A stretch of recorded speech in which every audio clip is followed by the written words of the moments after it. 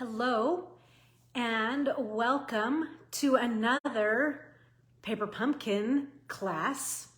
I'll wait for just a few seconds for a few people to pop on and then we will start for today. All right, just giving it a few. Oh, we have definitely 2 viewers. So, Kat, good morning. I'm so happy that you're here with me stamping along. Hopefully you've got your kit and you're ready to make a few little projects. Okay, we have 6 on. Don't know who it is, but please do say hello so I know who is joining me this morning. But now that we have a few people on, I will officially begin with good Thursday morning and welcome to Upstyle Your Paper Pumpkin.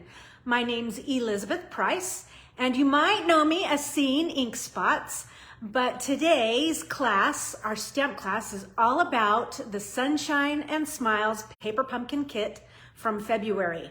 And it is just that, it's all sunshine and smiles. What an adorable, fantastic kit that seems to be super, super popular. So let's begin. I'm gonna flip my camera and we'll get to doing just a little bit of business and then on for what we're here today, and that is to stamp. So here comes the hand. Hello, Charlotte. Happy to have you here today. I didn't quite see who else was on and if you've said hello, but do say hi. I have something on here that says stars enabled. I don't know what that means, but I have 0 stars. So if you know how to give me stars, give me stars. I don't know what it means though. You know, Facebook keeps coming up with new things over and over. Okay, let's actually show my work surface here, and they've moved the buttons yet again. Hello, there it is. Where's that little reverse? Okay, all right. I want to do just a little bit of business while we are here. Our first little bit of business is going to be that we have some classes coming up over in the Backstage Pass. Next week, we will be using up our Flowers and More DSP with our Taco Fiesta stamp set. Now, many of you have this kit. This is going to be a super, super fun class, and I hope that you'll join us. So Nicole Barra says, hi Liz, looking forward to learning from you. Okay, I hope you'll learn a little something, but happy to have you here. Kathleen, I saw your name pop up. I'm doing some watercoloring today, Kathleen, just for you. We'll chat later, instant messenger wise. So that's coming up next week. In the Backstage Pass, Taco Fiesta, bring your kit or just bring your stamp set and some papers and we'll have some fun with Taco Fiesta. That's 10 o'clock in the Backstage Pass.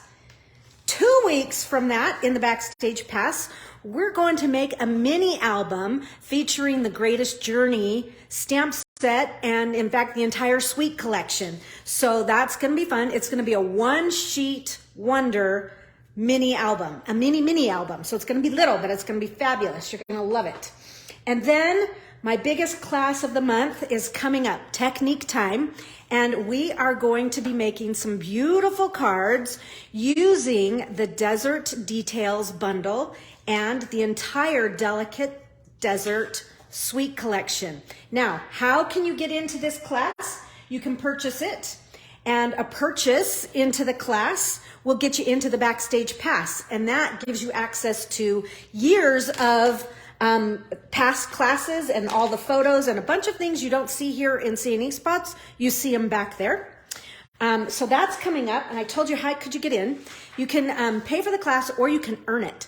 So if you shop in my store using the current host code, which is here, you can also see it here, you will get 2 free classes. You're going to get Technique Time and Use It Up for April, which is going to be Eden's Garden. So for those of us who earned that free during celebration, I thought let's go ahead and use that kit and make some beautiful, beautiful things with that bundle. So you spend $75, you can get both of these kits shipped to you for free. So join me throughout this month having a good time stamping, but let's move on to what we're here to do today, and that is to create alternative projects using this fantastic kit.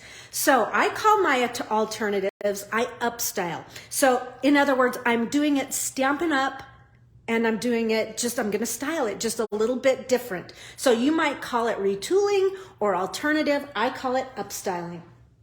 Okay, so our first project, we're going to start with one of the card bases here. And this card base, I'm not gonna actually cut mine because I'm going to use it, but I made a project earlier in the week for another group that I'm in, and I used just this front frame. So I had a leftover piece here. And so with this piece, what I want you to do is just cut right up the score line and then cut it in half. So you will have let's see, let me gather all of my pieces for this first card. You will now have a piece that looks like this. So it's 4 1/4 by 2 1/2. All right, 4 1/4 by 2 1/2. But that's where I found this piece, okay? But like I say, I'm gonna make this into another project coming up next. So I didn't want to cut that card base, and I don't have any left. So this is what I have left. I use all of my bits and pieces from this kit. So we're gonna use that piece. Again, the back side is yellow.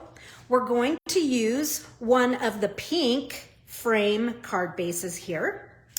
And I also have brought in a half sheet of thick basic white. And so with the thick basic white, this is going to be our card base. I'm going to give this a score. So this piece here is 4 1/4, or I'm sorry, 4 1/4, 5.5 by 8 1/2. Wow. My numbers are a little screwy. What I was thinking about is where I'm scoring. So I'm using my Stampin' Trimmer scorer, and I'm going to move my cutting blade out of the way, and I've placed my card base here, which is 5 1/2 by 8 1/2, and I'm gonna score it at 4 1/4. Okay, let's get the numbers right here. While I have my score trimmer out, I'm going to take the card base here, and I'm going to set the score line right inside the cutting line of my trimmer here. And I'm going to cut the frame off of, I'm gonna cut it into 2 pieces. Now, I'm going to save this. I mean, this is adorable and will make a great focal point or background or something for another project. So save that. You never know when we might use it. Here today. Okay, so now I have my pieces ready. So card base, this is gonna be like no brainer here. We're going to fold our card base in half. Okay, so this first card here, I'm using pieces just from the kit along with one card base. So you'll find everything you need for in the case here, in the the Paper Pumpkin kit, and you have that one card base. So hopefully you have that on hand. And if you've stamped with me before, I like to use the green cap glue. I call it green cap glue, but the multi-purpose glue. But I have to have a pin on hand because here in Idaho, things dry out rather quickly. So my glue, I always have to unclog. So I'm just gonna add just a touch of glue in each corner here. And I'm going to slip this behind the window of my frame, and it just barely fits. I mean, we're gonna eke it in there.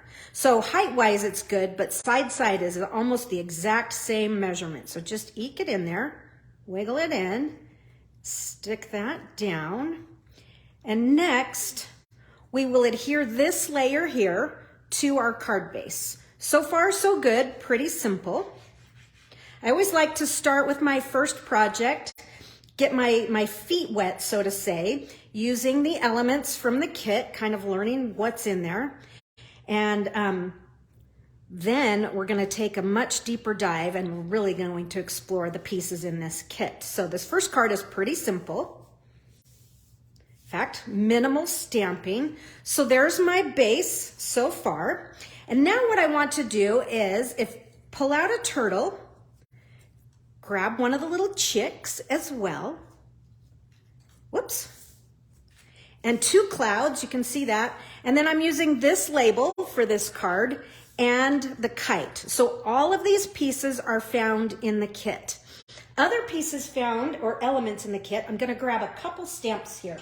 So I want the stamp that says, wishing you sunshine and smiles. That's going to be our greeting. And I want the fill-in piece for the kite. Okay, so I have each of those on a separate block. So let's stamp the kite first. And what I like to do when I am stamping on something that's, you know, so my scratch paper here or my grid paper is white, and then this element is white. Sometimes it's hard to see the difference between the two. So I like to bring in an alternate color here just for some contrast. So let me borrow this card again. And I'm not gonna stamp on this card. I'm just using it as contrast so that I can see where I'm stamping. And the kit comes with a Mango Melody ink pad, but I'm using my full-size ink pad because I like the full-size pads. And I'm inking up, and what I'm gonna do is stamp this right inside. So just as they've designed this, this is super cute, but look at that. And you know what? I pulled it off of my contrast, but you get the idea. I like to have that. I do it a lot. If you've stamped with me, you know that I do that a lot. But look how fantastic that looks. Perfect, easy to do because of the photopolymer and lining it up. Now with this image here, I'm going to stamp this with the Mango Melody. That's the color in the kit, the little ink spot. So everybody should have that if you have the kit. I'm just giving my image here a quick clean because I don't always clean them right away, and I just never know what's on there. So with this one, I'm definitely going to stamp this on a contrasting paper so that I can see exactly where I'm going. And when I stamp, I want to be sure that I touch and I give some even pressure. That is so that the stamp doesn't, if you push too hard, you're getting more of the image, you're getting too much image, and it's kind of what I call ghosting. But just even pressure, you don't have to push it like there's no tomorrow. Just give it a little even pressure and you'll get a great result that way. Okay, now that I have my pieces, I am going to do just a little bit of detail cutting on this little chick. Because what I'm gonna do is I am going to stand the chick on top of the turtle. And to do that, and you'll see here, if I have this white little bit right here on this die cut, it kind of doesn't look like the turtle is standing on the chick is standing on the turtle. Boy, I am tongue tangled this morning. So let me tell you what I'm doing here. I'm just removing some of this white, not on the whole die cut, but just right there on the little chick's feet. Okay. Yes, Kayleen, it gets blurry if you push too hard. So thank you for saying what I was trying to say. So now this way, and I think I'm going to cut just a little bit more out, but you can kind of see what I'm going for here. Just going to trim this away so that it looks like that this is the way this die cut was originally designed. Okay, then we'll see if we have to trim any more. But now if I kind of stand this, it looks like the little chick is standing on the turtle's back.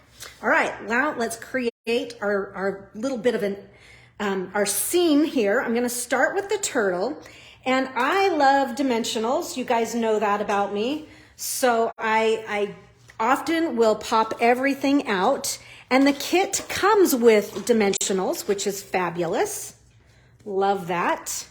So here they are. So I'm just going to kind of break this apart and give the turtle a dimensional. And, maybe I'll put one there because he's kind of, does he need one or does he need two? We'll see here. He's going to get two. So I'm going to cut one of these in half and put one on his head. And then for the little chick here, I'm going to do a full-size dimensional on the upper head of the chick, so on his head, and then I'm going to do just a little bit of glue on the chick's feet, because this is what's going to, it's going to stick to the turtle, right? And so my turtle's going to kind of come down in here, and the chick is going to stand on him. He could be standing on the head and the back, or just the back. We'll see here in just a minute what we end up doing. All right, so here we go. I'm going to add my little turtle here. And now the chick. And I haven't decided if I want him to stand on his head or stand on his back. Let me angle him just a little. There we go. So now the little chick is standing on the turtle. And the chick is going to be reaching for the kite. It's blowing away. The turtle's going to come in and save the day and help him out, or her out, I don't know. Each of the clouds are going to get, each is going to get a dimensional, and I'm going to dimensional the greeting. Everything's getting dimensionals here. We're going to pop everything up. Okay, we'll just peel all these off. And we are nearing the end of this adorable card. We're keeping it easy, like I said, just getting our feet wet for today. Hello, Marlene. Good to see you here. It's always fun to have people. Let me know where you're from. Got a few people that I don't know. Okay, so reaching for the kite. Got a little greeting action going in here. And then my clouds are just going to finish right in here, like so. Okay, super, super simple for our first card today, using elements in the kit, just giving them a little bit of an up style. Oh, thank you for the heart. Someone gave me a heart. I love it. So Marlene, you're from Las Vegas. Awesome, awesome. So glad to have you here. Okay, so what do we say when the first one is finished? I always say one and done. So there we have, we're getting our feet wet. So I mentioned this card base here. We used it, the leftovers of another one. I mentioned I use up just about everything from the kit in my, while I plan for these classes and have some fun with it. This is going to be our next project. We're going to use this card base here.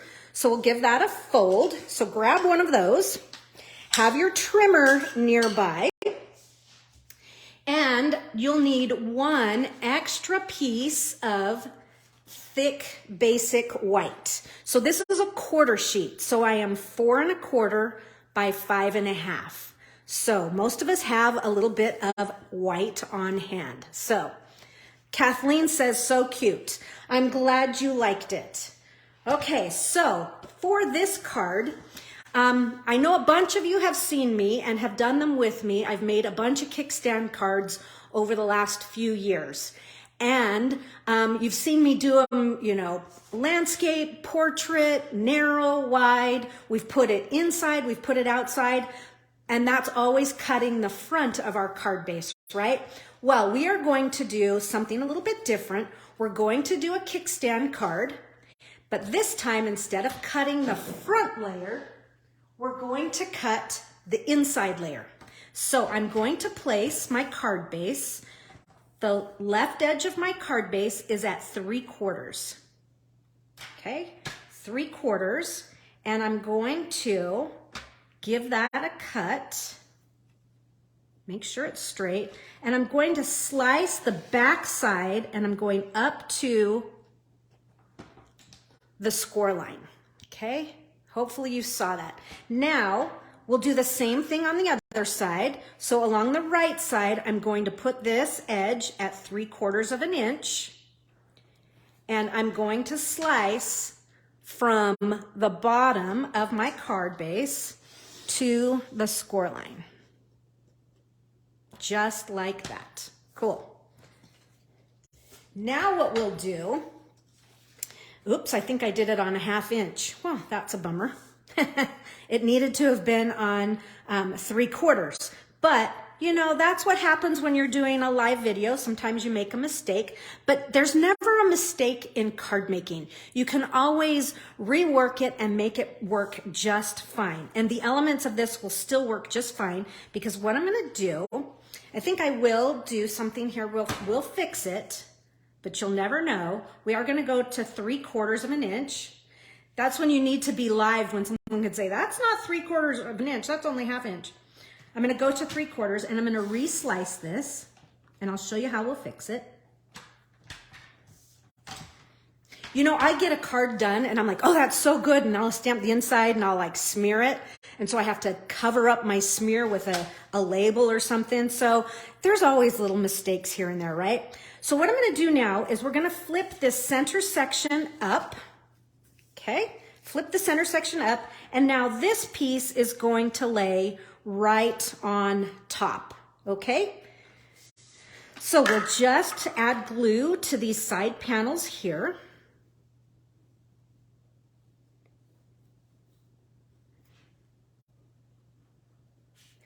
Now, if you're wondering where I've done other kickstand cards, just check out old videos that are posted here or on my blog. You'll see all kinds of things. I'll share stuff about them.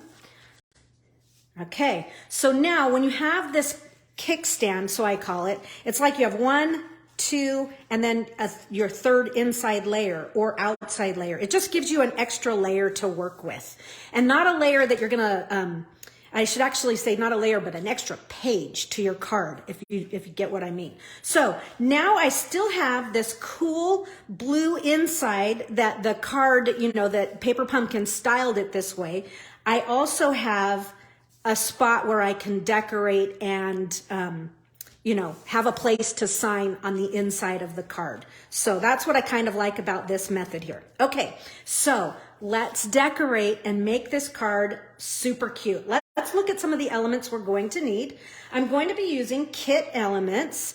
I have some of the flowers for sure, and I have one of the labels, and a frog, and a cloud, and I'm missing some pieces.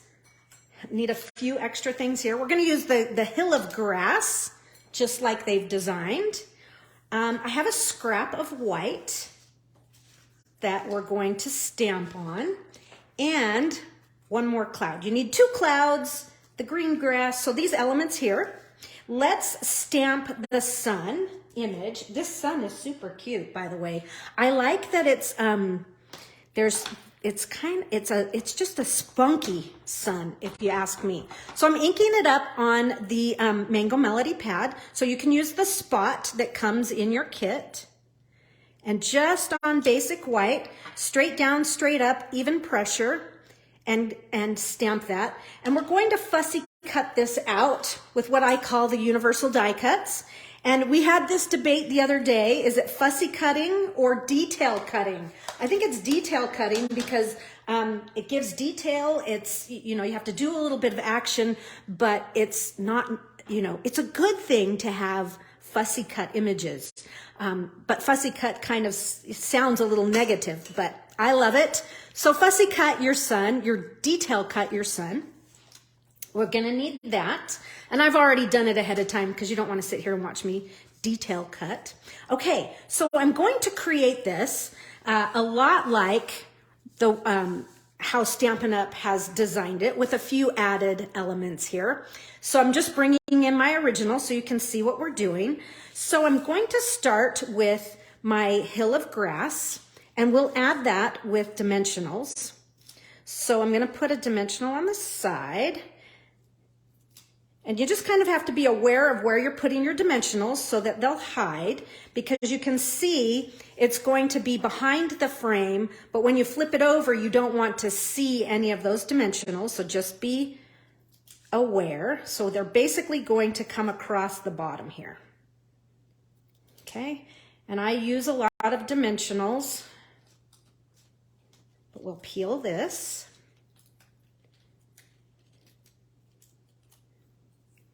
Okay, and we'll add this, just kind of flip this over and add this to our card base. It's gonna sit right there, like so. Little grass showing through the little hill of grass in our window, I should say. Next layer, let's add the flowers. And I've just kind of put them in a slightly different place than where they have shown them. Okay, we'll cut this guy in half. I agree, Kayleen, the sun is cute. It's not like a perfectly round circle. It kind of has a little bit of, there's a little character in it. It's very cute. Okay, I put this dimensional on in the wrong place, and I'll show you what I mean in just a second here. I'll leave it there for a second, and then I'm gonna remove it. And let me show you. This is going to set inside. So just kind of almost as if this is like a window box. Gonna set that and grow those flowers right on that hill. Now this dimensional is in the wrong place in that it shows. And that's something, you know, we just want to stay away from that. We want to hide our mechanics. And so the easiest thing to do is going to be use your take your pick tool. Okay, I might take your pick tool, and I'm going to switch to these, I call this the spatula end or the flat end. And I'm just going to kind of stick this on here and then eke that in there and then just make sure that it's hiding. And now it is hiding. We just don't want to see those. Okay, easy so far, right? Frog, add that. And so again, don't stick it so high up that it's going to show. So sometimes I'll just stick the dimensional on that layer. Then I definitely know it's not going to show. We'll add him to the card right here, like so. Cute, cute. And let's bring in our other elements here. You can see we're copying. And before I add my sun in, I'm going to do a little bit of stamping. There's a cute image in the set, just a little one. It says, hello. So the sun is saying hello. It's coming out and saying hello. So I'm going to stamp this in black. So this is the first color that I'm introducing that's not a part of the kit. I'm using basic black. This is, you could use jet black, stays on, which is what I have listed in the supplies. And just stamp that somewhere in the sun. And I have it over on the left side. I like these old basic black pads. It's like the perfect shade of black for me. So I have several of those in my stash of supplies. It's my black pad of preference. And each of the clouds is going to get a dimensional, just as we did in the first card. Thanks, Kayleen. I use this tool all the time. She says, brilliant idea with the spatula. I do. I use it a ton. Okay, so I'm going to reach my cloud in. First one's going to go right about there. And then the sun. And it's going to peek through. And what I'm looking to do is I'm framing this little indentation of the cloud where it kind of comes like that. I'm kind of heading my greeting right into there. I want it to go a little further, but it's colliding with the dimensional inside, but that's okay. And this one here, gonna tuck this behind there. Wait, let me scroll back to that comment. Hi, Lynn. Kayleen says, hoping one day Stampin' Up! Will bring back that black archival ink pad. I would love it. I do. I use mine all the time. Okay, so we're on track for this. I have a few elements that we're going to add to this, and those are in the kit. We received a couple different embellishments, which I always love when they have embellishments in them. We have raindrops, and then we have some round enamel dots. So these are cute. We're going to use the raindrops, and we're going to go back to that take your pick tool. Now you can use the flat edge, whichever one you want, or the pointy edge. I'm going to go back to the point here. They're a little tricky. You know what? And sometimes I like to use my scissor just because that point is really, you need the point, but you need it a little bit more flat. So we're going to rain. The clouds are adding a little rain to the flowers here. Okay. And we'll add several more. Whoops. Hello. Got a jumper. And I'm just kind of grouping these in 3s or 2s, but just kind of working them. I will often work in kind of a triad layout. So there's my triangle, 1, 2, 3. And then we'll do a couple more over here. Get one falling all the way to the ground in this little spot.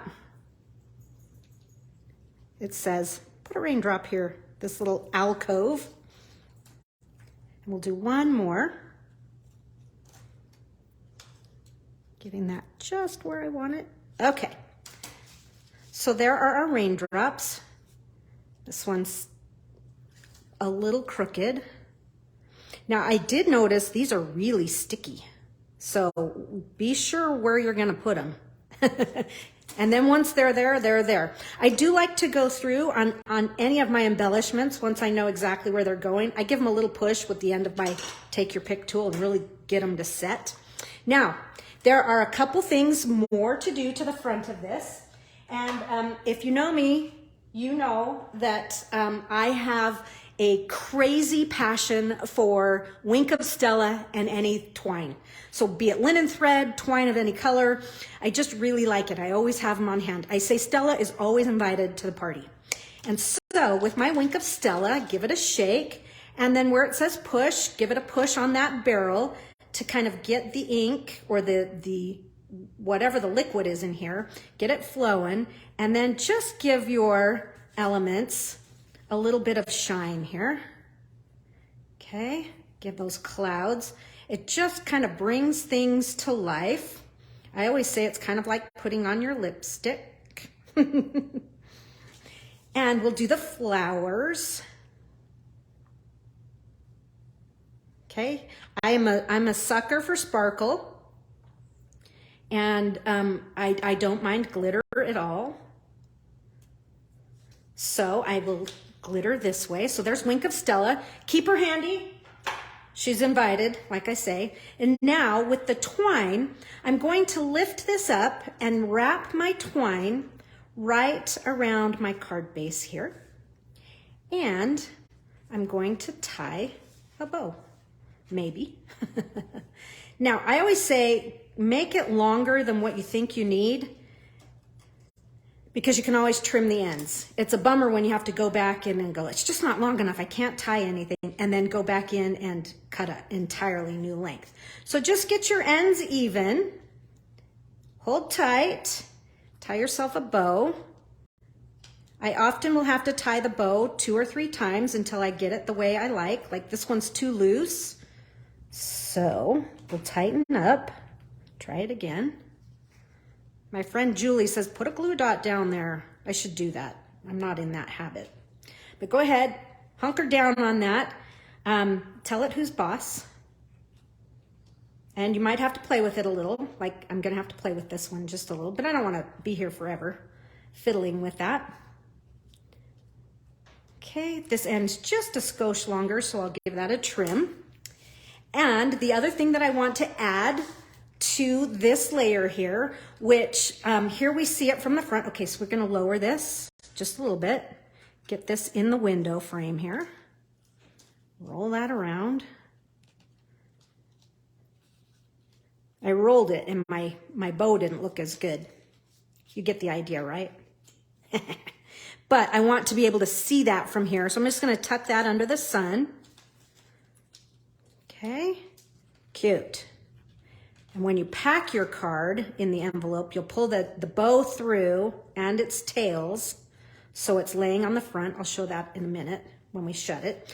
But what's fun here with this one is as you open this and you reveal it, you have another little greeting here. So we've kind of got some double action happening on this.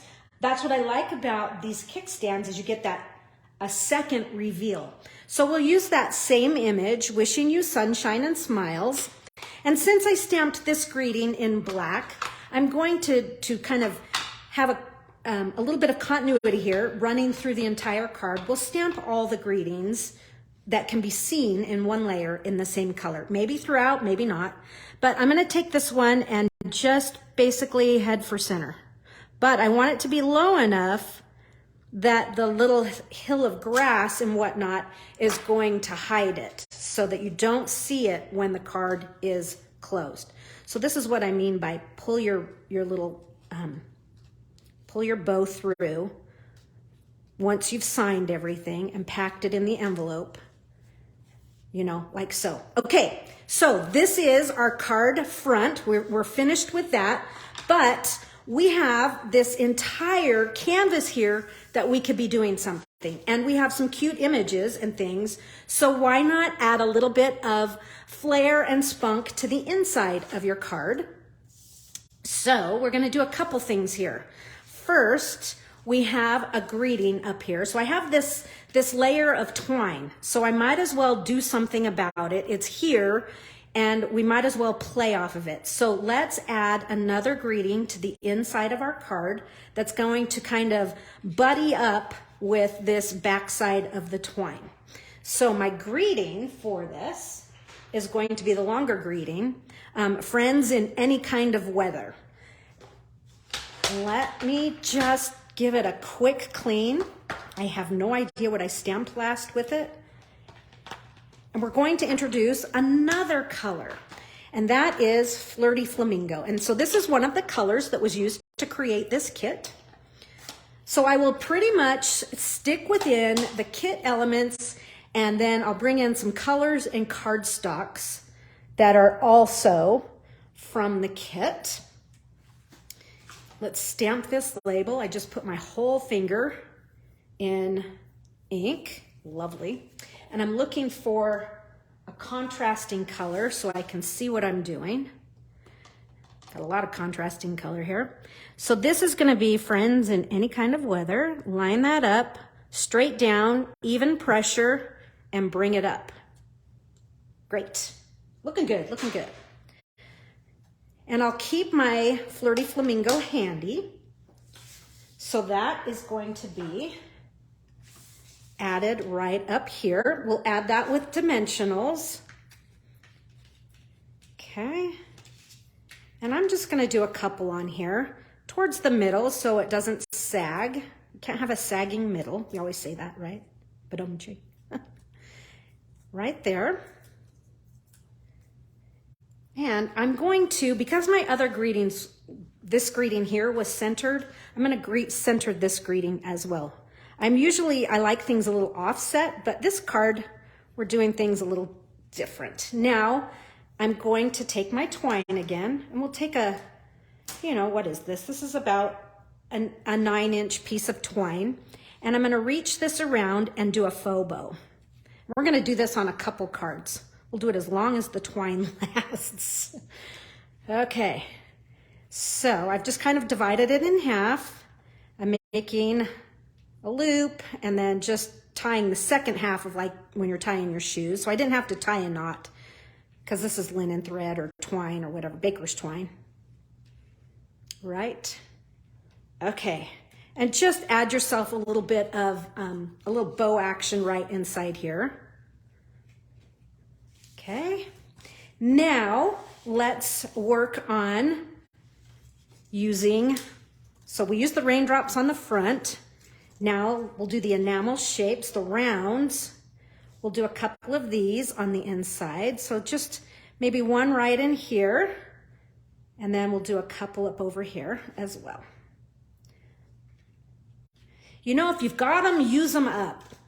Don't hoard them and then keep them in the box. I say use them. Okay, so we could be finished right here. But like I said, we have this canvas, so let's have some fun. All right.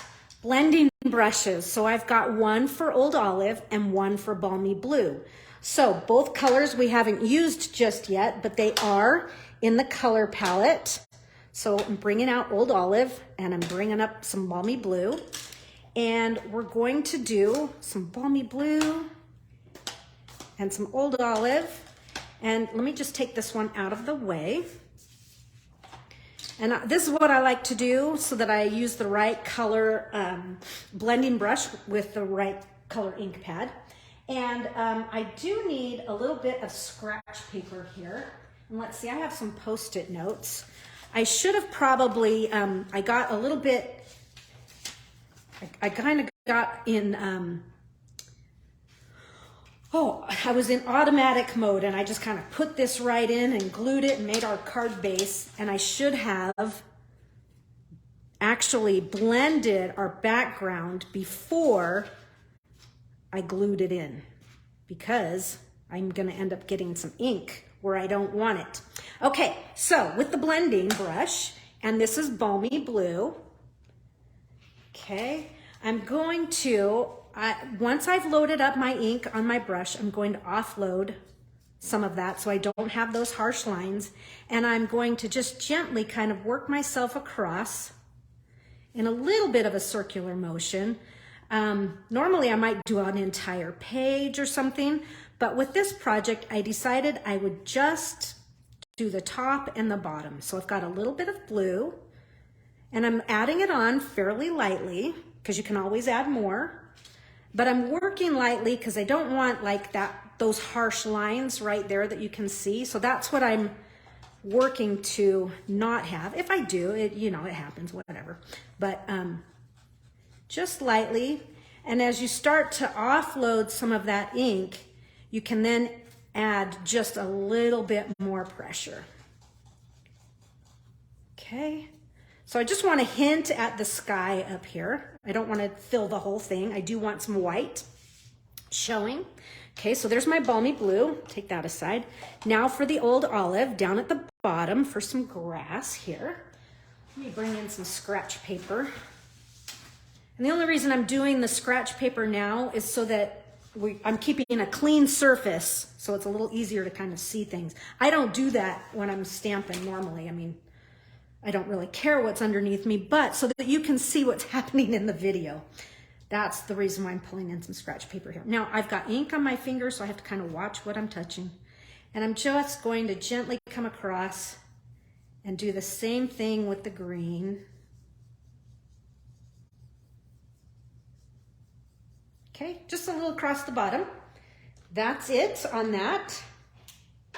And then this little trio of flowers, super cute. I'm gonna bring in my black ink pad one more time. Now, this black ink pad, if you remember the archival ink from Stampin' Up! Years ago, is like the jet black StazOn. It's waterproof, and I'm going to be watercoloring, just doing a real fast swoosh of color with my ink pads and a water painter.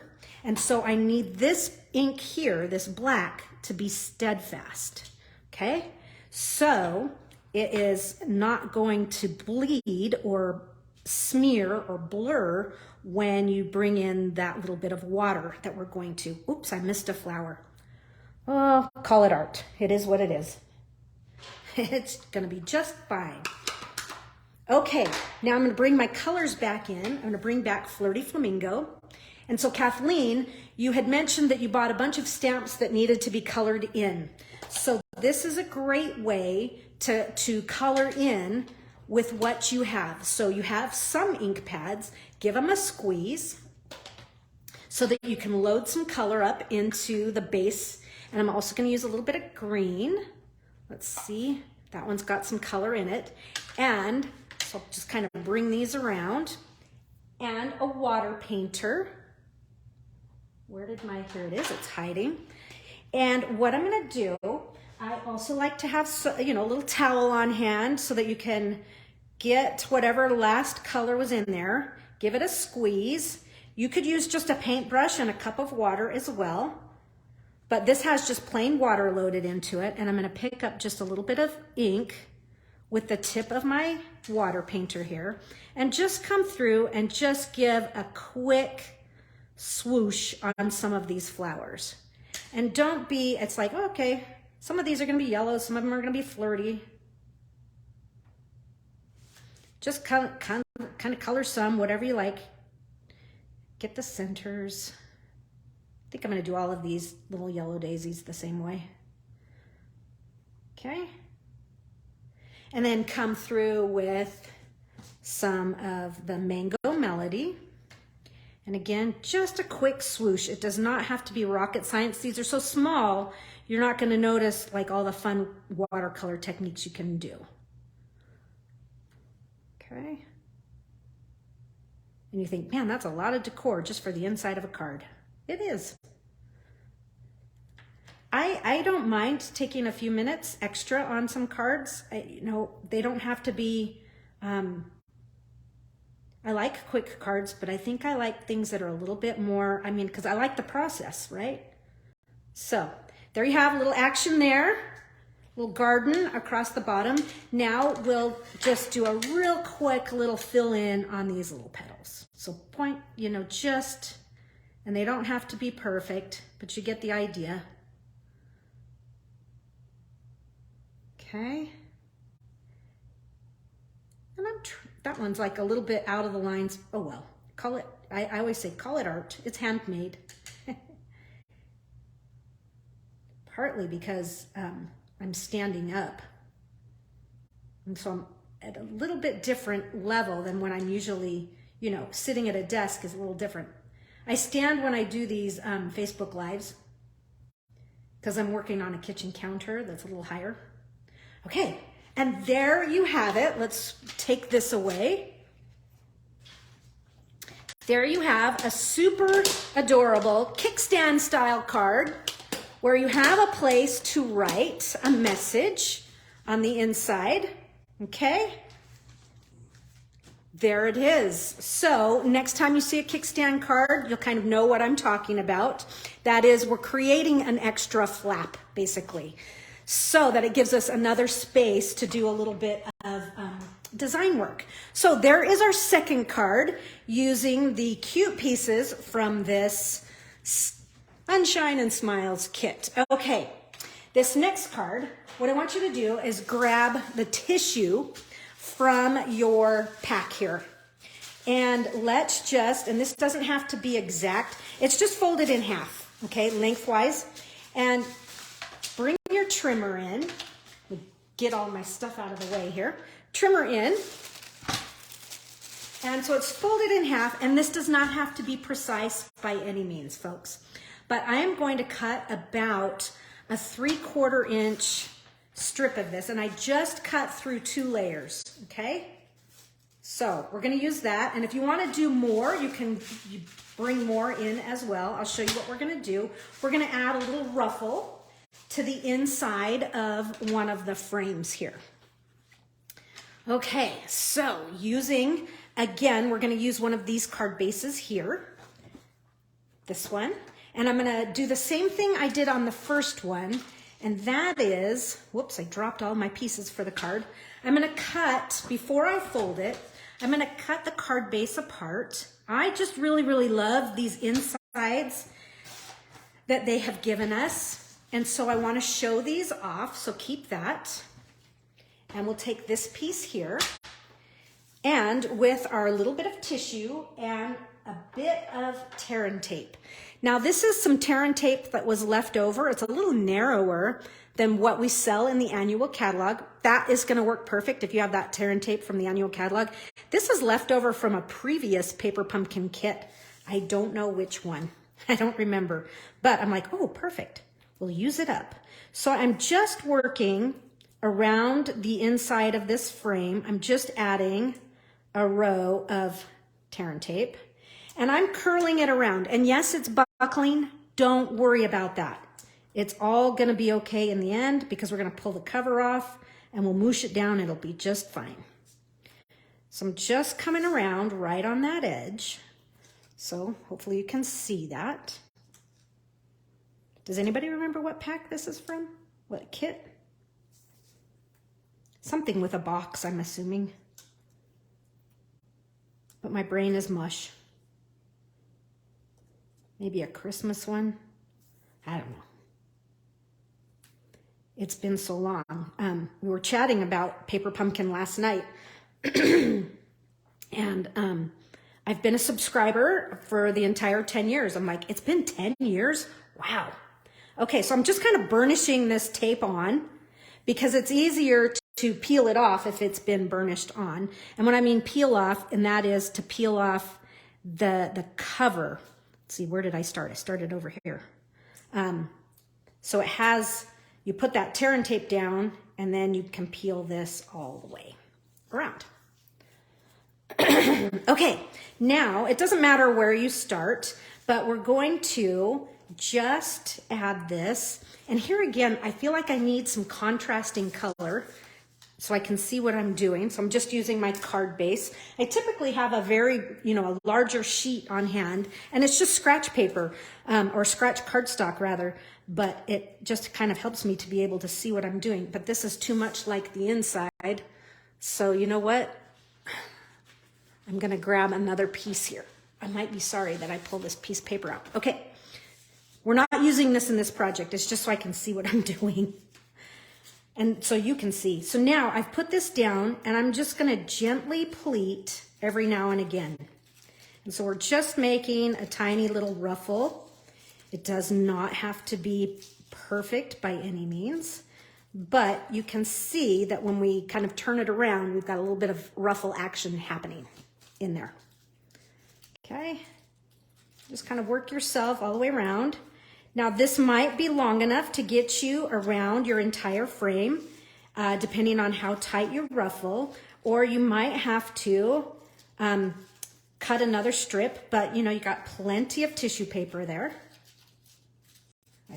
I might make it. I made it around on my original, but well, you can never do things exactly the same, right? But when I saw these cards and I see the colors, it really makes me think of Easter. And so this just kind of makes me think of, a little Easter, the sugar eggs that you used to, my mom made, and you had the scenes inside. I don't know if you guys remember those from a long time ago, but anyways, it just reminds me of something Eastery. But look at that, how sweet that is. Okay, we've got a little bit of texture. I'm a little longer right through here. So, just gently, I've not pushed it down super, super hard, but you can kind of pick it up and work it back just a little bit. And we'll trim this edge. All right, so there you have a little bit of added sweetness. So that will be one layer. Put this back. And our card base for this is a half a sheet of thick basic white, and it is 4 1/4 by 11. And this is going to be a portrait card. That's the direction we're gonna have it facing. So I'm going to score my 4 1/4 by 11 right in half. We're not doing anything crazy fold-wise here. Just keeping it very classic at 5 1/2. There's my score line.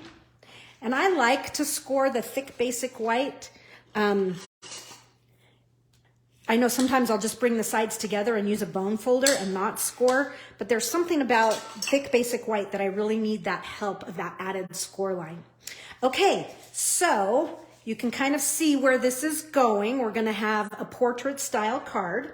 But we have this card base, the back of it, or the inside, I should say. Both sides are super cute, right? And so I've actually cut one, because I've made an original here. I've cut one of these in half. So I have a leftover here. So you're still gonna have this leftover piece that you can make some adorable springy cards. And this is going to layer just inside your card frame here. So let's add that in. We'll do it just like we did the very first card we did. I'm just gonna add just little bits of glue right here in the corners so that I know it won't show. We'll put that inside the frame. The nice thing about that tissue paper is it's giving us just a little bit more room to fit that in there. So the measurement of this piece is just, it's that, let me go back because I didn't do a very good job explaining that. This piece here that I cut this off of, it's 5.5 wide, so I just trimmed it at 2 3/4, so it's in half. So, I mean, this would even make a cute little half-size card. But what fun that's going to be to continue to make some more cute things with those rainbows. Okay, so I'm just working this. Now, that's where we are. Look, I didn't do a very good job folding my card. Oh well, fix it later. This is going to glue right on top. Easy enough, right, folks? Just out of curiosity, is anybody making anything along with me? Are you just kind of watching for ideas? Have you made your kit yet? Has your kit arrived? I hope it has. I would think most people's has. Okay, so I'm just adding this right to the front. So no magic centering, or it's just everything's lining up with the edges. So right along the bottom edge, the side, the top. So it's designed to be the full thing. Okay. Oh, there's been all kinds of comments. For some reason, I haven't seen any of them. So sorry. They're just now coming up. Okay. There we have that. Now, our pieces for the kit. This cute rabbit. I think he's really a fun, cute little guy. Or girl, I don't know. A kite. He's flying a kite. There's a few clouds in the sky, but enough wind to fly the kite, right? And we'll use one of these labels. We haven't used that just yet. And I have just a little bit of leftovers from one of the die cuts. And I don't even know if I have a full piece. Yeah, here's another piece of leftovers as I've been creating. So I separate. You saw me on that first card cut did a little bit of detail cutting on the chick in order to stand him on the turtle. But I will often cut these printed die cuts apart to customize them. And so I've done that. So you can see I've cut a couple flowers apart. So I'll just kind of leave those there. We need just a few flowers. We're just going to tuck a couple in the scene here that we're going to create. And from there, let's do a little bit of stamping. Let me bring in my contrasting color again so I can see what I'm doing. This time on the kite, we're going to add a second color. And to do that, I'm going to ink up the kite in Mango Melody first. Need to find the kite piece, the kite stamp. Here it is. Ink up in Mango Melody. And I'm going to flip the stamp over on its back. I'm going to bring in Flirty Flamingo ink. Nope, sorry, that's not how I'm going to do it. I'm going to do it a different way. Flirty Flamingo Stampin' Right marker. It's been a while since I've used these, but yes, this is, as I spin it around, it's Flirty Flamingo Stampin' Right marker. And I'm going to bring in a blender pen. And if you don't have a blender pen, you could use your water painter. So you can use your water painter. Let me just kind of remove any of the ink. And on these, on the printed, so on the stripes, I'm going to pull that ink off with my water painter, and I'm trying to not have any, I pulled some of the water out. So you could use your water painter, or you can also use your blender pen. And I'm just removing the Mango Melody ink here. Now, if you had two markers, a Mango Melody and a Flirty Flamingo, you could just kind of ink this up. But I was using my ink pad. And so I'm just kind of pulling some of this ink off. And now that I have that off, you could also use a Q-tip. I'm going to bring in the marker end of my Flirty Flamingo and add a second color in here. So our kite is going to be two-tone. And when I do use markers, I have a tendency to work in the same, you can see I'm kind of coloring it on in the same direction, and I'm adding several layers of ink there. And then I'll follow the direction of the stripes on here. Same thing. And I'm just kind of going back and forth a couple times, really getting it inked up, juiced up. Now we'll kind of invigorate the ink again by huffing on it.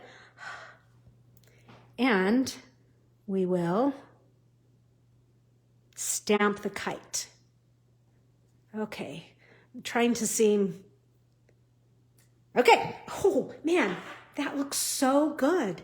I just love how easy this kite image is to fill in the kite, you know, the detailed die cut that they gave us. You know, Stampin' Up's very smart. Okay, this little tag here, or label, I'm going to use You Brighten My Day. Okay, I don't know, we haven't used this one yet. And I'm gonna use Balmy Blue ink. You could use the Mango Melody that it comes with. You could use black. Any of the colors we're working with would, you can interchange them and they're gonna look fabulous. So straight down, straight up, even pressure to get your best image without blurring. There are those. So now I think I have what I need so far to create my little scene here. So I'm going to start with the rabbit, and he is going to come right down in here. In fact, let me bring the original in and we'll copy, give you a big reveal. Excuse me. So dimensionals, gonna pop it out for sure. So I'll do a couple on this bunny. And we'll nestle this guy right down here. And I'm gonna tilt him just a little bit, just to give him a little character. And the greeting is going to kind of come off of him, kind of like it's situated by him. We'll just tuck it right across the card. Oops, I'm a little higher than, or a little lower. Right about there. I'm a little further over. Maybe I'll wiggle over just a little bit. Yeah. Because I feel like it's just a little too tight over here. And it just feels a little, I just want to scooch it over and inward. Okay, that's much better. Even though I maybe not seeing the entire thing, I feel like it's not starting to fall off the page. And kite, you can see he's flying the kite here. And I love how the kite is peeking through the clouds. And I did not do any other adhesive on this kite. I just kind of reached that in there, and there it is. Okay, whoops. I'm not gonna set it down super, super tight just yet because I have that other cloud that is in my hand right here, but I lost my kite. So just kind of right there. This kite, whoops, got a twofer there, pulled two at a time. Can you see how I go through a ton of dimensionals? But I will have plenty in that came in the packet here. So this cloud is kind of right in here. And this one is tucked right back in there. And just a few added flowers. So these are some that I cut apart. You can see that I have two there. In fact, they're from the same die cut. These are some that are left. I'm gonna stick these on with dimensionals. Ooh, I have a mini on this one already. Ooh, bonus. But just a little bit, put, whoops, too high. It's a different sized flower than my original one. Just a little touch of flower there. Let me grab just a little bit of dimensional, and I'm going to chop my dimensional so it fits on this flower. We'll save that half. Maybe not. Okay, so here's my flower. Just added a little half-size dimensional. I have minis, but I usually have a lot of minis on hand, but I don't have any these days. I need to get some. They are on order. Okay, so that is how I have those are all the die cuts I've added to kind of finish things. But as always, she's here in the house, Wink of Stella and Basic Twine. This is from the Essentials pack, and the Essentials pack has white, basic gray, crumb cake, ivory, and black. And it's a fabulous pack of twine. Like I say, I buy them all. So let's first add a little bit of Wink here. You know, definitely get this bunny. I'm kind of staying away from the eyes. I don't know why, but get the flower, finish getting him, get this cloud, even get the kite. It's just fun. And then you can even flick a little, add a little sparkle everywhere. And for my twine, for this card, I'm going to reach to the inside and just cut myself off a nice chunk. Okay, and we'll just do just a simple shoestring bow, but I want to talk about where my bow is going to, I'm going to have it so that the bow is centered over the rabbit, kind of right over his face, so it frames him. Okay, and so my friend Julie, this is what she says, put a glue dot down. Did I bring any glue dots? Oh, I do. I have some glue dots. Nope, those aren't glue dots. Those are the, well, I want those. We're going to use those too. I guess I don't have any glue dots in here. All right, what she likes to do is put a glue dot right under where that knot's going to be. And it's like somebody's giving you help. You know, they're holding it for you. The glue dot holds it for you, but I'm going to just struggle here. Okay, hold on.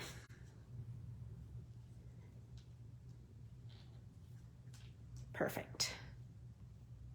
Oh, you guys, you know what? The comments are not scrolling on my phone here, so I'm sorry if I'm not responding, but I sure appreciate them. I will go through and respond to them. Jen Mallet says, hello, Stella. Stella. That's right. She knows. Jen knows. Okay, so let me just grab the tails. I do try and even them up.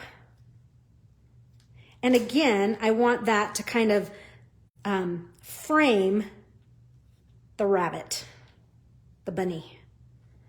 Okay, just like I kind of did in my original here. My tails on this are longer. I like long bows. You might not, and that's great. And that's what's so fun about, you know, paper crafting. We can give our own signature.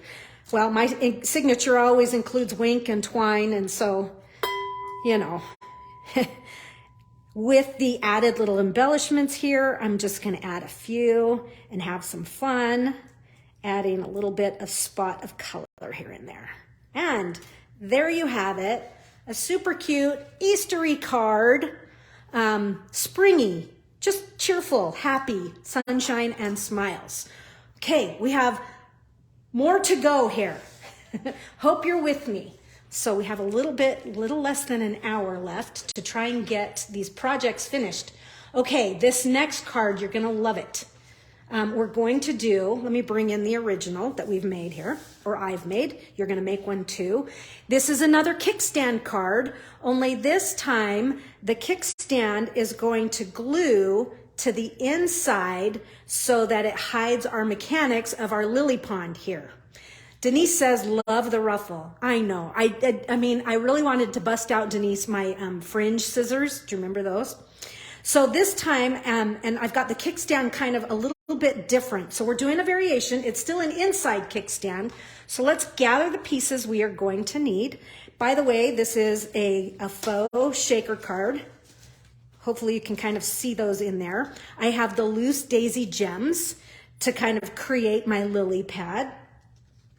Okay, so we're going to need one of the diorama images, a quarter sheet of thick basic white, and I do prefer the thick. And then I have a whole bunch of pieces that I just dropped here.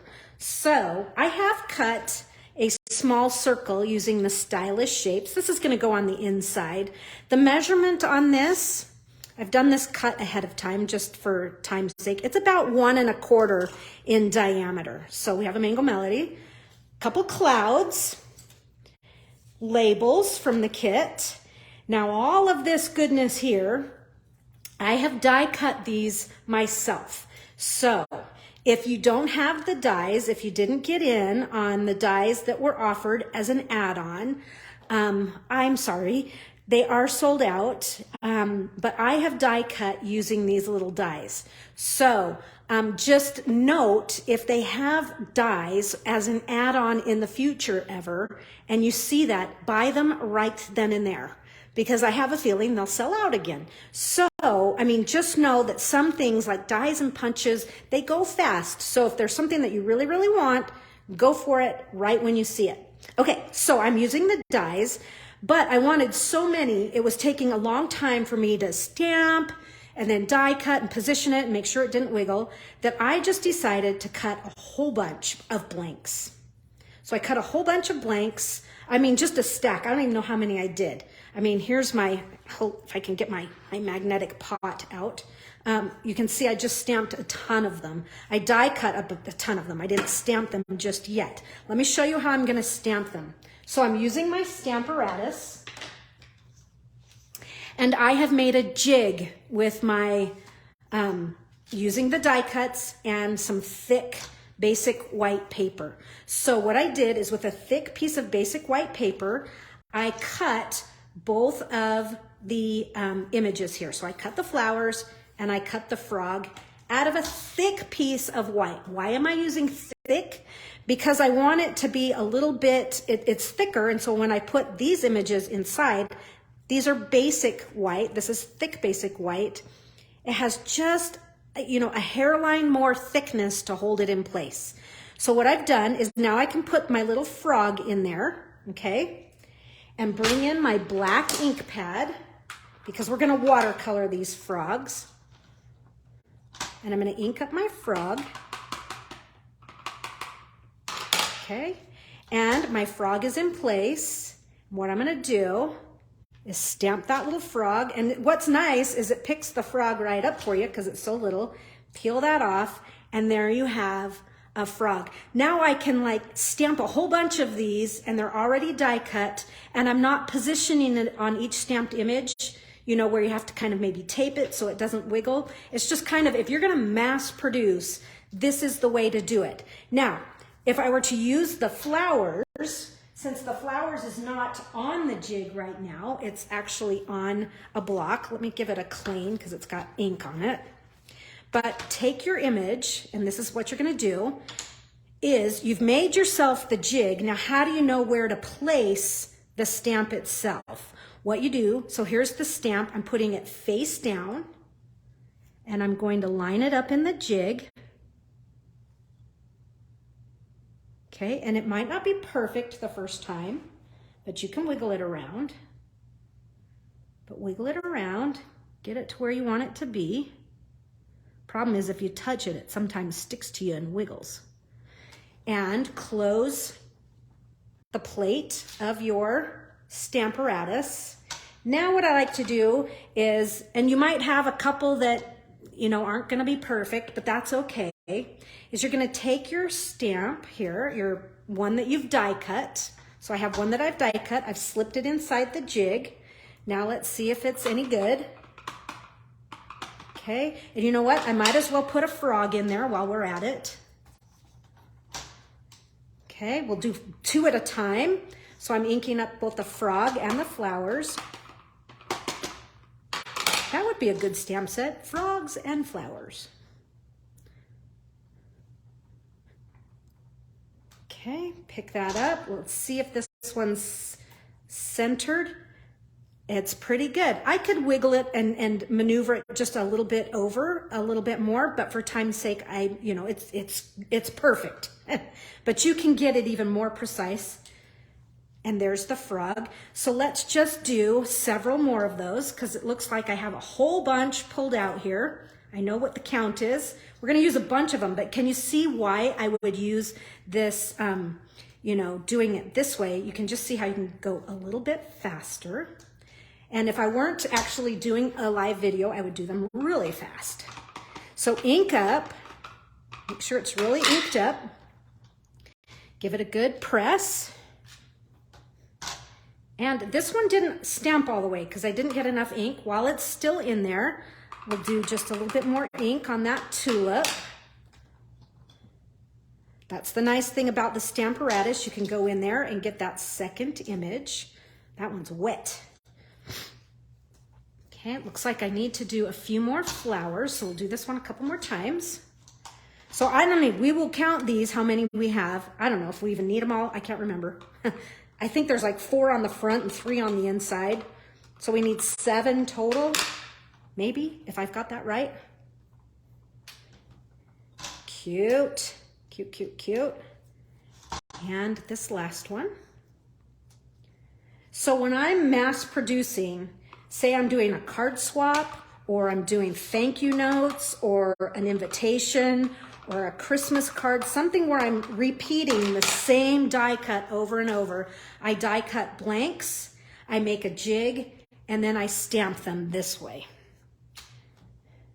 Okay, it's a little faster. If it gets stuck in there, take your pick tool or your scissors to lift that out. Okay, so did you glue that thick white cardstock on the grid paper? Doesn't look like you're using your magnets. Okay, Kayleen, that is an excellent question. Here's what I did. Let me pull this up and I'll bring it into view a little bit better. So my grid, my thick basic white is actually scotch taped to my grid paper. The one section that I did glue down is this little part, that little detail up between those 2 flowers, because overuse, I knew that would start to flap up and get a little bit distressed, and it can cause things to not be right in the right spot. So that little spot got glued down. Then I'm using my magnets. Okay, this spot, this corner here is where I find this lifts more and kind of moves around. And you can see I have a broken magnet here, but my magnets are holding the grid paper in place. Now I know this is still gonna work because my grid paper is squared up with the squareness of the actual corner of this jig. So that's why I like these grid papers. You can buy the grid paper separately for the Stamparatus. And so that's how I use that. Thank you for that question, Kayleen. I appreciate it. If you have any other questions about grid paper, not grid paper, Stamparatus, grid paper is on the mind. Let me know, because I'll help you through the process. Okay, so our card base, we're going to use the blue with the rain on the inside. And so this rain is actually going to be the water of our lily pond, our lily pad. I don't know if you've ever been to a lily pond, but there used to be one in San Jose, on Meridian near Race Street. And it was the coolest thing. I would go there for bloomsters, and I would, they're not cheap to pick an actual lily pad, but they're big, and how they grow, it's fascinating. So there's our card base. I told you we were going to use the diorama and a 1/4 sheet of thick basic white. What I didn't mention is we're using a clear envelope, okay? So this is how we're going to make a quick faux shaker card. So it shakes, but it's just not as thick as using all of the dimensionals. So here's what we're going to do. Let's start, and we're going to pour in some of the loose daisy embellishments. So these are going to be the water lily parts. Okay, and I'm just going to pour a chunk of these in here because there's a lot in this little pack. Get in there. So I dumped quite a few, and you can add some more. You know what? I was going to add these to one of our cards, and I can't remember which one. So I'm throwing a bunch in there. Use them up. Don't hoard them, right? Now, I'm not going to fold this over because I don't want that to show. I don't know if it's going to show or not, but it might. So to make things a little bit easier, so I know for sure that it's not going to show, I am just going to cut the top of my clear envelope off. Plus, I don't want the thickness of that fold. And instead, I'm going to take my Scotch tape and seal this shut like this. Just run that across the top because I know I can hide that much. I just don't know if I can hide that full flap. Okay. So there's that. And so this layer, whoops, I cut the wrong side. We're gonna have to do the same thing here. We're gonna have to do a fold going across the top as well. How did I do this earlier? It was so simple. You think I'd remember, I just did it yesterday. Okay, so I've trimmed that down a little bit more. I'm gonna seal this up. This is the cheapest, worst Scotch tape on the planet. Let me tell you. I tell you. Do you remember when we had the small cello bags? Those were awesome. That was great for this technique. Now, this does not have to look perfect because it's just not really even going to show this part right here. But we're just thinning some of that out. And now open your card and set your shaker. And my shaker still doesn't fit. You know what? This must not have been, I might have grabbed an envelope that wasn't a clear card envelope. It might have been a bigger one because I still don't fit in here. Oh boy. Okay. Live. Just trim it down one more time. Third time's a charm, right? Okay. Let's see here. Swing this across. Okay. Hopefully this will do it, right? Should have done it small enough and used this to tape it right into the back of the card. And it just barely fits. So now we'll tape this in, and I'm going to use, you could use your Terran tape, but I'm going to use some snail.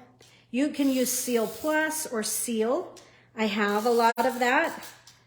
But for those of you who don't know, I won an auction of 67 of these for $15. So I'm using them up. Okay. So this just sets right inside. And so when you shut this, your little gems kind of come sneaking through, right? Now, this is like ugly on the inside. This is like mechanics that we just don't even want to see. So we're going to start to fix that by adding in that diorama edge. And you can put it in any direction. It doesn't matter. And again, I'm going to use my seal or snail or, you know, a tape runner. And the reason you need that tape runner is because glue and plastic just don't quite mix. I just don't think it's ever going to dry for you. So center this, and do make sure this is centered and tidy because the edges are going to show. There's that. And so we still have our little shakies.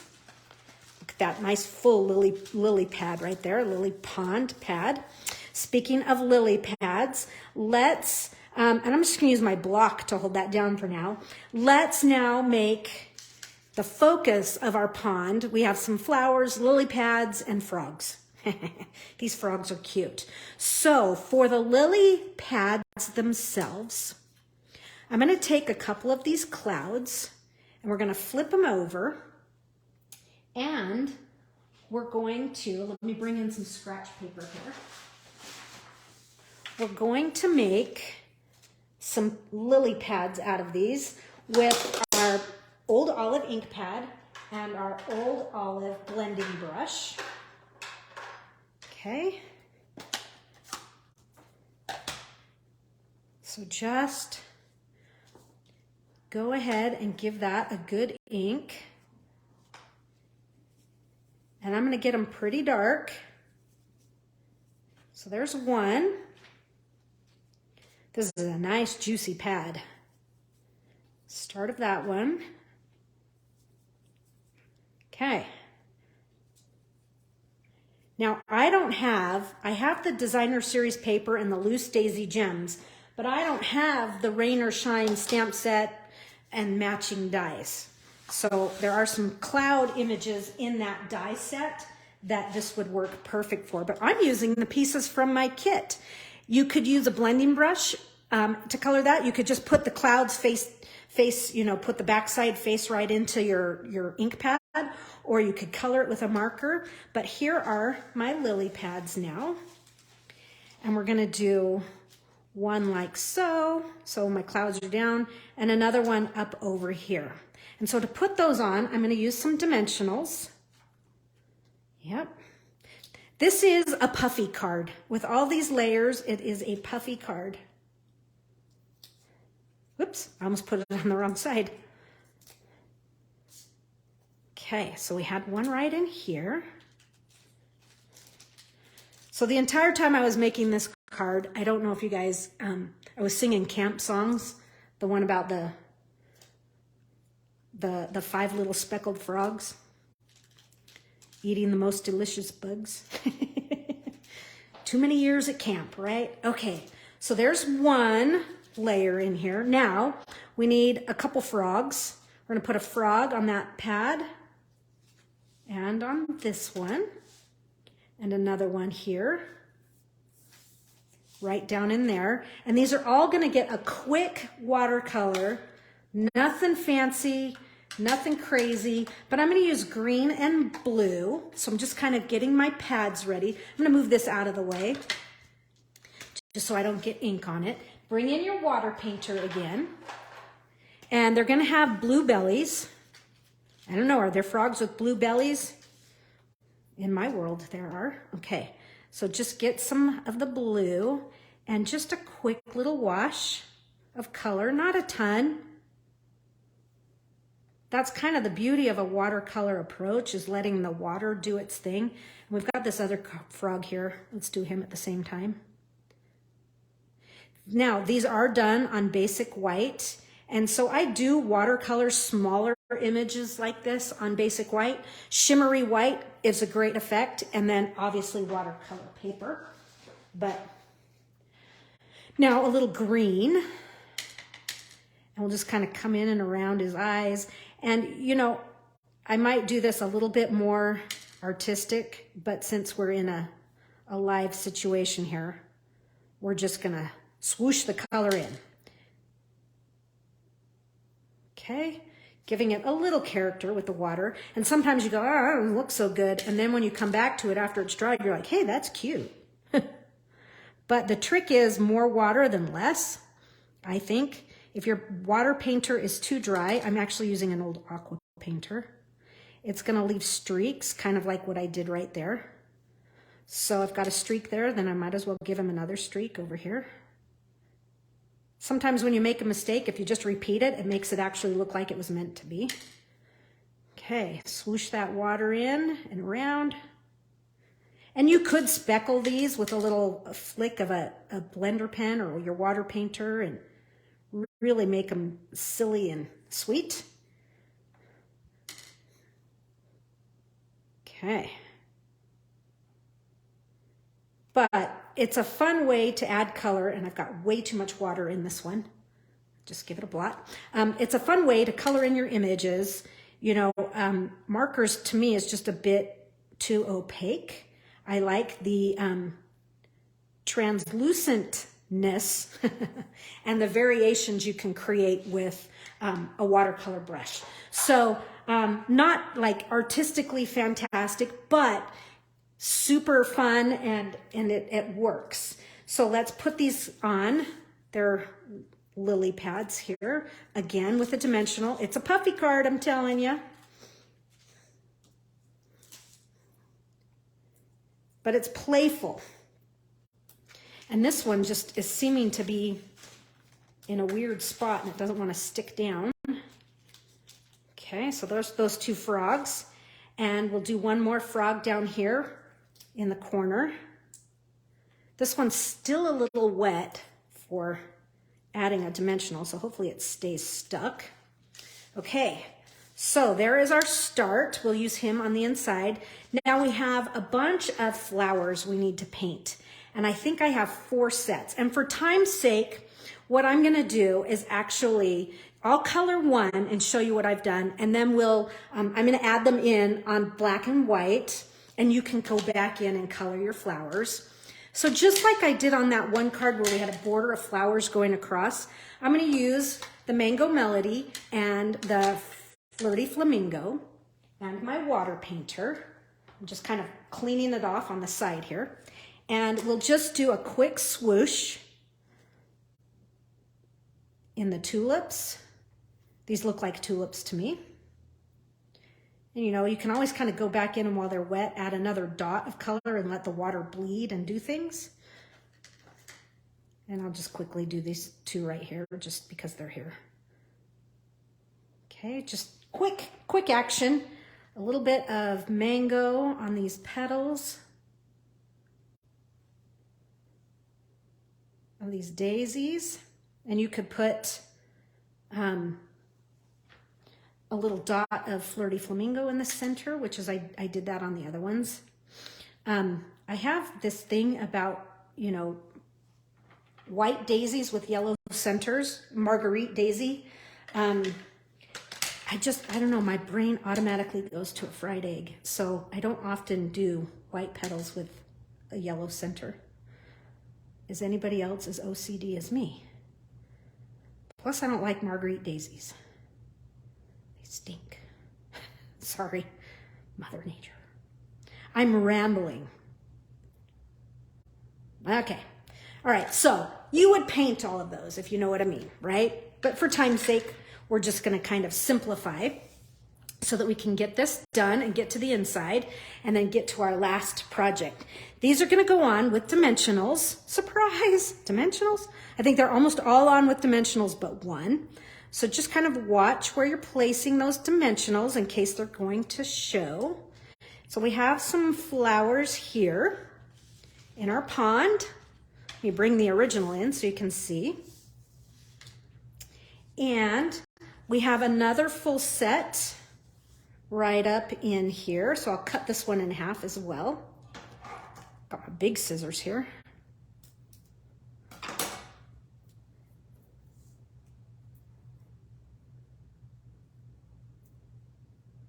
I really like that they have this little die cut add-on, but we'll decorate the pond.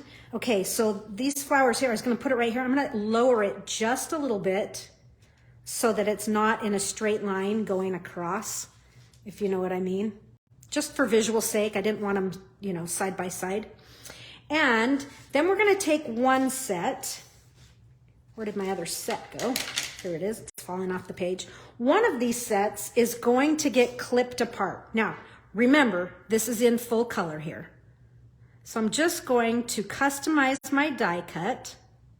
So I've clipped that apart. And I'm going to put a couple flowers down in here. And let me clean this one off from where I clipped it apart. I'm just smoothing out that edge. Customize your dies. And I'm going to glue this one on. We'll just glue this one. Just because it's so small, sometimes it's like, it's going to be a trick to get my dimensional in there.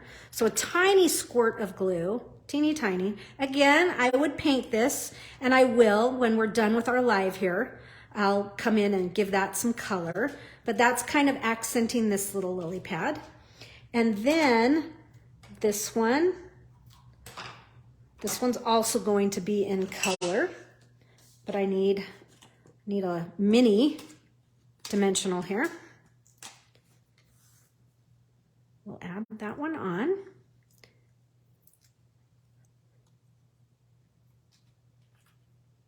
And give a little bit more floral action there. And the last bit of floral is going to be behind our greeting, which is going to come in there. So let's stamp that greeting and get it on there. I'm going to stamp the greeting in our spot color. That's the Mango Melody, kind of the color of the kit.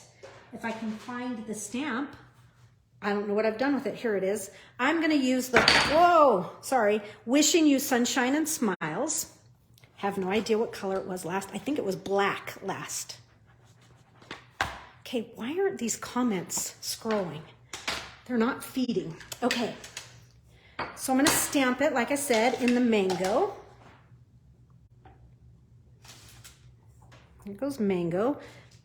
I should have my contrasting color in.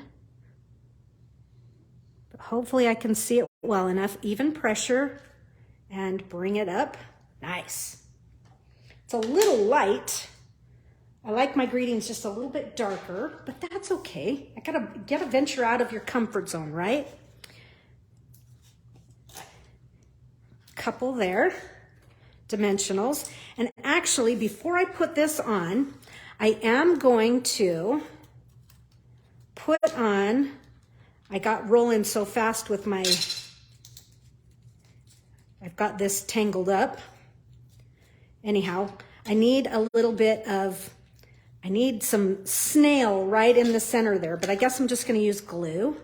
Usually I put Seal Plus, and then that way I can tie twine and have something to attach to. So this is the back of the tag, right? We can kind of not see it, but I'm going to do a bow, a quick little bow here with my twine.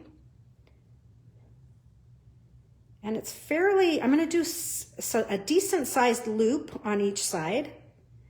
And let's see, what direction is this going? So I want it to go this way, I think.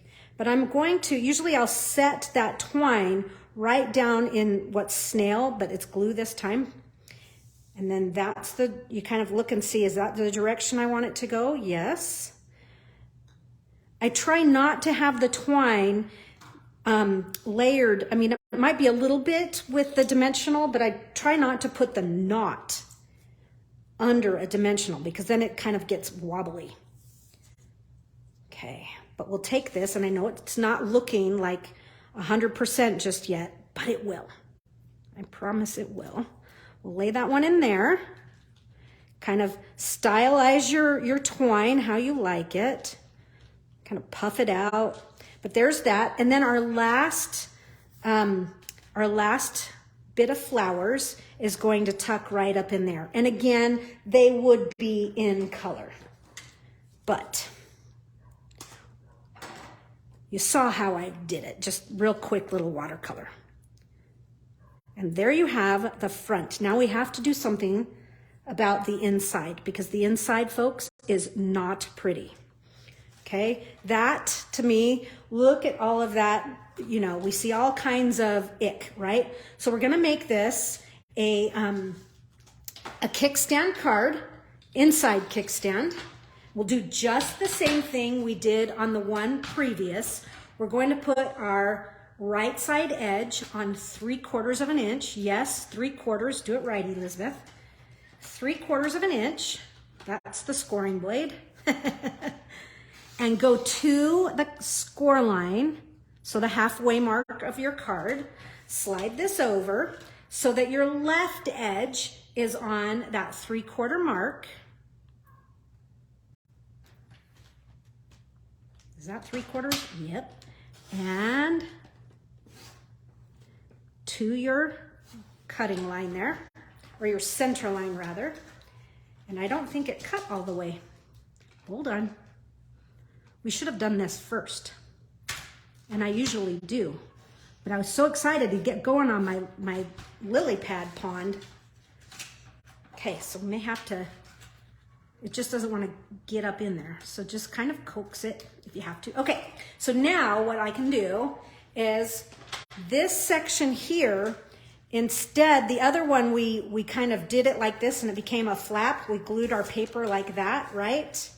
This time I'm going to glue this one in place so that you don't see all of those mechanics. We don't want to take the, we don't want to spoil the fun. So glue-wise, you can see where I'm putting my glue so that it doesn't come oozing out the sides, but just go ahead and put that right in there. So I'm kind of, the little, how you get, when you've got your trimmer, it kind of turns the paper just a little bit. I'm trying to smooth those out a little bit. So there is that. And now, different from our first card, where we put it on top like this, I'm going to do this one like this so that I have these cool side borders on my card here. And I did not do a very clean job clipping this, so let's see if we can give it a better trim.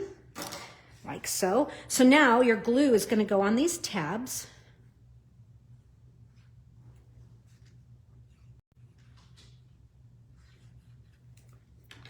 And just line this up. I'm going to kind of turn because it's a little easier.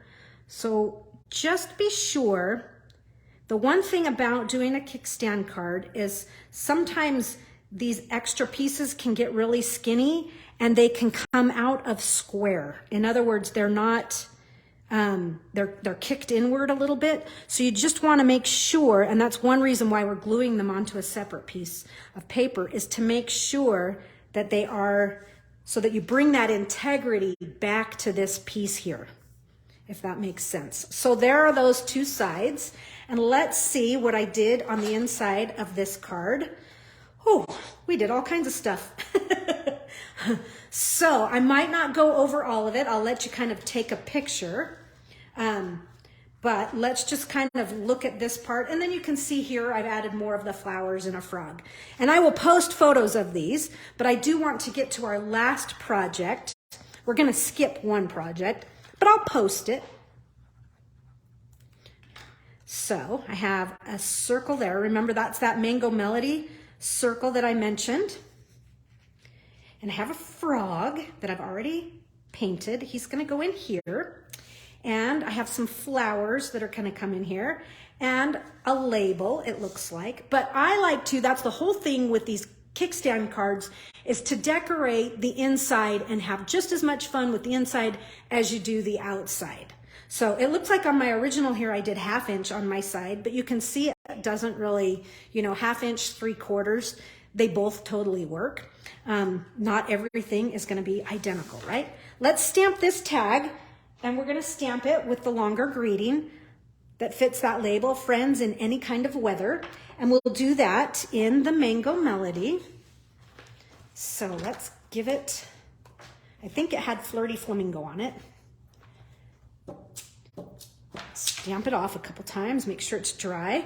So here's Mango Melody, and we'll add that right to the center. Cute. I say it every time, cute. It is cute. We'll put this on with dimensionals, and I'll do a couple. Okay. Whoops. Slide this over just a little bit. And now this is going to come across. We'll just kind of line this up in here. And it's not going to be totally center, but you know what? I have a skinnier, we're going to come off the edge a little because I cut these 3/4 instead of 1/2 inch. My original, they're cut at 1/2 inch. Yep. That's the beauty of this kind of approach, is you can kind of do it at whatever. So we'll hop that guy right there. And these little flowers, paint them. Don't leave them, I mean, you could leave them in black and white. That would be kind of a fun card, is to do everything in black and white and give the recipient, you know, some color somehow, colored pencils or a couple markers or blends. Okay, that's where those flowers are gonna go. And I had one little, I was pulling that twine to the inside. And so that's just gonna be a simple little bow. Tie it, kind of shape it how you like. Get that just right. And we'll tuck that in. So if you add just a dot, you can use a glue dot, or you can use a dot of liquid glue right on the knot. She's taking risks here. And we'll just kind of lift that and set that kind of right in behind the frog. You can do it under the Mango Melody. See, that's that risk I was talking about. Then I bring in trash and I kind of clean that off. Oh, I'll have to do a little adhesive remover action. I really need to put some glue dots in my little, I have a little container here that has like dimensionals and all the little things. I really need to put some glue dots in there. It's not that hard. I don't know why I don't. It's been over a week. Okay, so there you can see that's how I have finished off the inside. I did do one last detail here, and that is I used my aqua painter. I don't know if you can see it, but I grabbed a little blue ink in my aqua painter and did a little bit of splatter to kind of mimic the dots that are in, you know, the raindrops and the splatter effect that's in the DSP. So there you have it, another kickstand faux shaker card here. You kind of see the mechanics of where we're going. All right, forgive me that it's not fully colored in, but I wanted to get to our last project. Okay, the last project, let me show you what I'm gonna teach you how to do, and this is actually way easier than it looks. So I'm using up some ribbon. This is the pink frayed edge ribbon, using some of that up. And I'm going to need, here's what we're gonna need for this project. Okay, we're gonna skip that one. We are going to use some of the Designer Series paper from the Rain or Shine. You can see I've got some other elements going here. I'll introduce those in a minute. But I wanted you to see, so for my box here, whoops, the little treats fell out. But if you take this box and you untie the bow,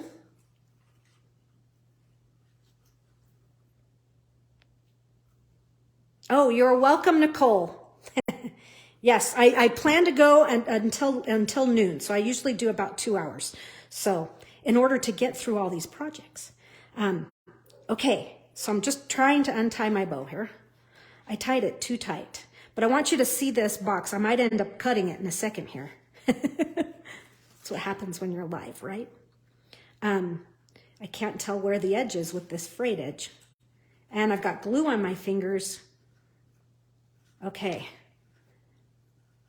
It's always fun to, okay, so the box opens like so, okay? It's really a cute box. I don't want my Tootsie Rolls to fall out, but it's really easy to do.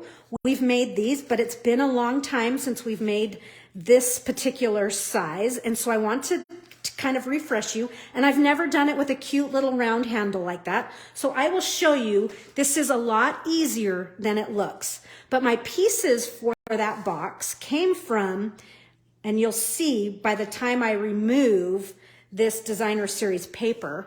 So, okay, so I can't quite get it in the top, so I'm just kind of stretching that up. So that's the top of the paper. Here is the remaining side. So hopefully you can see, and I'll just kind of hold these up. These are the pieces that were left over. So these pieces over here that are missing, those are the ones that I used for this box. So I just wanted you to see where they came from on the Designer Series paper, that I have this kind of chunk through the middle. And you don't have to be this precise. I'm just sharing with you what I did. And I had the ones, the greenery from the bottom. So we're going to use these 3 pieces here. All of these pieces, I'm going to give you the measurements. We're also going to use a half a sheet of Balmy Blue. And we're going to need 2 3¼ inch pieces of white. And I would use thick white on this one, okay? Whoops, down went my cleanup pad. So let's do some cutting just to get going. And then, oh, I didn't bring, oh shoot, I forgot. We're not going to do the die cutting because I don't have the dies with me. I brought the machine. I always miss something. So if you guys don't know, I have to come out into my kitchen because I don't get good Wi-Fi. So what you're going to do is you're going to cut the largest circle and then the next largest circle. Just set them right inside and cut them both at the same time. Cut both dies, cut both pieces of cardstock at the same time. It will go through, I promise. Okay, and that is the Stylish Shapes circles, large and second largest. Okay, I may have to make another little video of this just to show you all the pieces. That way I can kind of pull the camera up too, and you can get a stronger, a wider length visual of this. But you'll get a sense of it, and I'll make another one. Okay, so our Designer Series paper. So this piece here is 6 inches wide, and it is, how tall is it? It's 3.5. So this is 3.5 by 6. And with our 3.5 by 6, we're simply going to cut it right down the middle at 3 inches. These two pieces are going to go on the front of our box. This bottom piece here, this bottom piece is also 6 inches wide, and it is, I think it's 3 inches tall. Yep, it's 3 inches by 6, and we're going to make that be 2 3x3s. And actually, we're going to use this side, so I'm going to flip it over and use my trimmer so that it cuts and kind of puts that little scarred edge downward. And then this strip that was through the middle is, it is 3/4 of an inch, and we're going to make it be 3 inches wide. So let me tell you, the reason why I kind of cut this paper funky like this is I wanted some greenery and I wanted the sky. So when you see the little box here, you get a little bit of everything. So that's what I was going for. That's why I cut a chunk right through the middle of that designer series paper. Okay, so I have my pieces that are going to decorate the box. These would be handles if I brought the dies. Dumb. Whatever. Okay, this piece here. So I want you, and I will post this on my page and in my blog. This is a One Sheet Wonder box. So I've pulled this off of my blog from, I don't even remember, back when we had the Darling Donkeys. That was this when I originally made this box. So take a screenshot if you want this for now, or wait until later today or tomorrow when I get it posted. Take a screenshot, I'll not move it. This is the pattern for the box, and it's really quite simple. 8.5 by 5.5. That's our paper size, 8.5 by 5.5, okay? And we're gonna make some vertical scores and some horizontal scores. So the first thing I need to do is I have to clean out, do you ever have to clean out the inside of the little indentation here? It was built up with a whole bunch of cardstock, little shavings. So this first score line, let me bring this down so you can see the numbers. I am at 1 1/4. So cutting blade out of the way. 1 1/4 is our first score line. There's 1 1/4. Now I'm going to move it across to 4 1/4. These are my two vertical score lines. So 1 1/4, 4 1/4. We're going to turn it 90 degrees, and we are going to score it at 3.5. So I'm at 3.5, and we're going to slide it to the left to 5. Okay. So let me just bring this up and show it to you. So again, we have a 1 1/4 and a 4 1/4. Turn it this direction, we're at 3 inches and 5. I'm sorry, 3.5 and 5. It's 3.5 and 5. Okay, now I'm gonna put my paper back in with this score line right in the groove, and we're gonna make 2 cuts. So this time we are not scoring, we are cutting. So I'm gonna take my cutting blade and I'm gonna go down to that first score line. Now I'm gonna pick my blade up, I'm gonna slide it down to that second score line and cut to the edge. So what I've done is I've cut, we're leaving this section, the center section, intact. So if you look at my pattern here, the red lines are the cutting lines, okay? And it will tell that over to you in the directions. Tell that over to you. It'll tell that to you over in the directions. She talks funny. Okay, so I'm gonna do the same thing on this side. I've got that score line right in the groove, and I'm cutting to that first score line, pick up your blade, and then pierce the paper again and take it to there. So easy so far. It's still easy. Next, fold the inside down. Give it a good crease, leaving these 2 up. And I'm gonna cut a 1/2 inch off of these. Just take those off. These are trash, we don't need them. The reason we have to cut those off is because this measurement here needs to be this measurement, and you'll see why in just a second. So repeat, fold this in, okay? Right on that 1/2 inch mark, and take those off. So you can see you could alter this pattern to different sizes.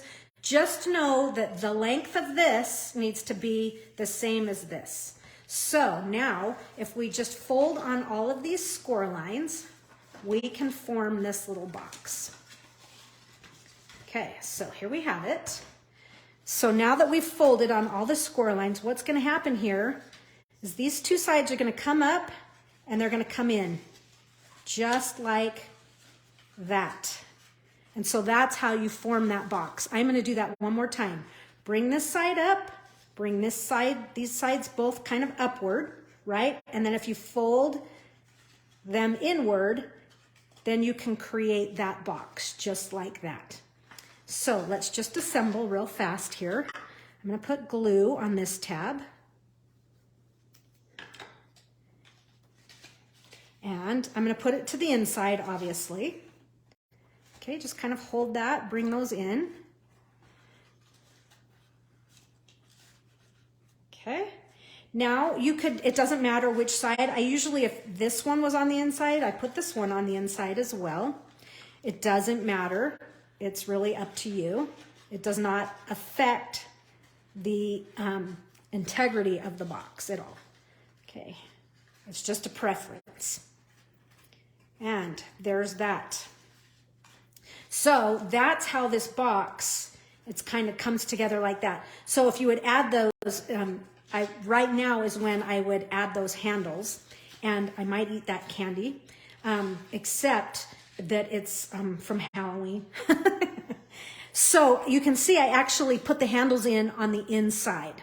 So I'm so sorry that I don't have those, but maybe I will make another little video and put it on my YouTube channel. Did you know I have a YouTube channel? There's not much there. It's because it's all unlisted and they're in private setting, but there are some videos there. Okay, so this piece here is designed to cover that front flap entirely.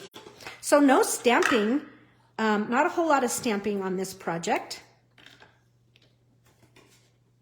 But there's that. Okay. And of course, we would do the same thing on this other side. I'm just giving you ideas. Now, you would attach your handle, which is make-believe, because I forgot to bring the dies. There's always something, right?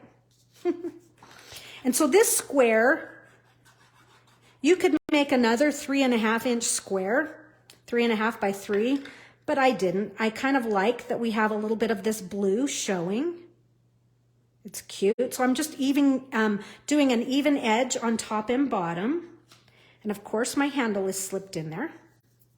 And then one of these pieces, we're just using them all. This is called Use It All Up. Is going to decorate the front of this. Now, if you wanted to stamp this layer here, you just have to stamp it, know what your plan is going to be before you assemble it. But I have done that as well on on different, boxes of these that I've made. So that's how that goes together. And of course you would do the same thing on the other side. You don't need to see me do all that. I will save those. But I want to point out how cute the little focal is on this. It's not hard. I'll just kind of talk you through it for time's sake here. You're going to stamp the sun and cut it out on scratch paper. That's going to come in here. You will stamp a greeting on one of the labels here, if I can pick it up. This one here, and it glues on. So I actually did both of these. So the sun is on with a dimensional, and then this label here, I stamped it, and I put a dimensional on this side, and then glued this side, so that it's, it's not uneven, so that it's, it sits flat. And then the little chick here is just kind of looking up at the sun. That's on with dimensionals, and realizes, oh, I don't need my umbrella anymore. I can put it down. And so that's why the umbrella is at an angle. Okay. And that is how, that's how that box came together. So any questions on that, let me know. I am. I'm going to make a little video just because I feel bad that I didn't do the handles on here the right way.